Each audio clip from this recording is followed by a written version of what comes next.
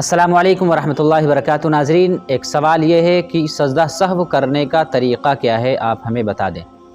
جی تو سجدہ سہو کرنے کا طریقہ بہت آسان ہے۔ سجدہ سہو کرنے کا طریقہ یہ ہے کہ جب آپ قعدہ اخیرہ میں نماز میں بیٹھیں گے تو التحیات پڑھنے کے بعد درود شریف اور دعا پڑھے بغیر التحیات پڑھنے کے بعد دائیں طرف سلام پھیریں گے اور 2 سجدے کریں گے، اور حسب معمول سجدے کے اندر سبحان ربی الاعلیٰ پڑھا جائے گا۔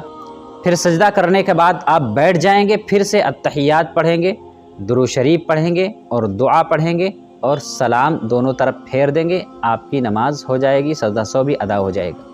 اگر کسی پہ سجدہ سہو واجب تھا، لازم تھا، لیکن اس نے التحیات بھی پڑھ لیا، درود شریف بھی پڑھ لی اور دعا بھی پڑھ لی، سلام پھیرنے سے پہلے اس کو یاد آیا کہ میرے اوپر تو سجدہ سہو لازم تھا، اب کیا کریں؟